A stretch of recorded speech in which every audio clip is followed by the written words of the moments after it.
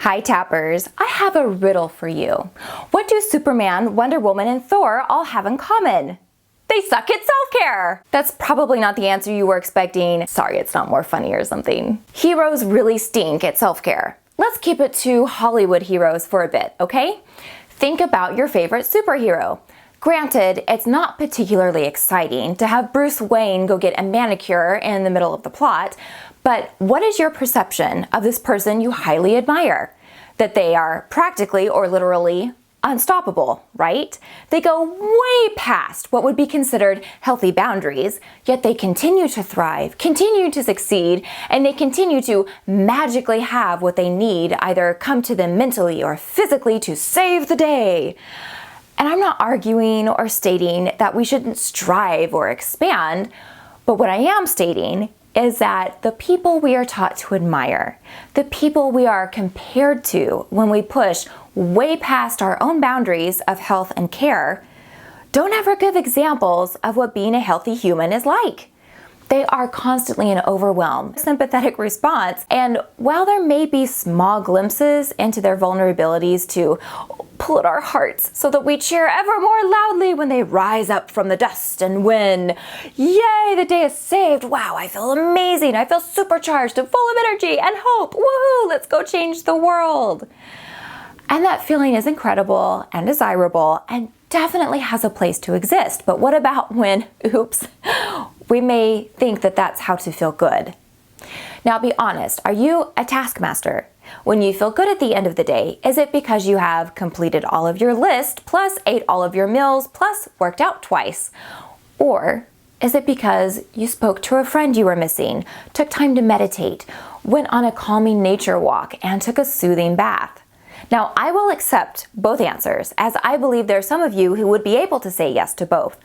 Now, what if you were to do one of those choices every day for a month?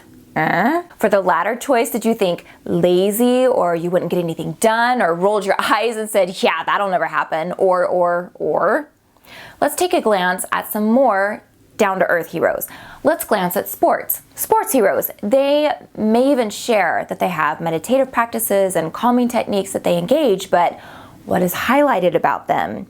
Their workouts, their striving, they're pushing their limits, their physique. How about doctors? Now going into the doctor's office, not such an intense, glamorous experience necessarily, but when are doctors typically highlighted? When they do something intense or big or risky. And I'm not saying always, right? I mean, there are great stories out there that aren't extreme examples. There are people and powerful and public positions really doing a great job of making self-care a more obvious part of their world and success, but does it stir you the same? And why not? Because we have not yet reached the point where we as a society believe self-care is a heroic act. We talk about it like it is, like it should be. We tell others that they need to do it, that that's what's missing for them. But does your own hero version of yourself have self-care as part of their superpower? I'll be honest, mine doesn't, or didn't. I'm working on it now. We know logically that self-care is important, but what part of the brain does that engage? The 5%, right?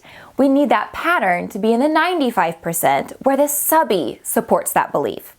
So if you have struggled to incorporate tapping into your life, despite you know it works, despite you know the science, despite you thinking about it throughout the day, this could be what is derailing you, my dear tapper. And if so, you aren't alone. So please do not judge or shame yourself for the struggle. You have so many messages pummeling you daily that tell you to be right where you are. So know that changing this will mean some active effort and probably some time out of your comfort zone to make it happen. And a great place to start would be, even though I know tapping works and it would really help me right now, but I constantly choose to not do it, I deeply and completely accept myself anyway. I'll see you soon.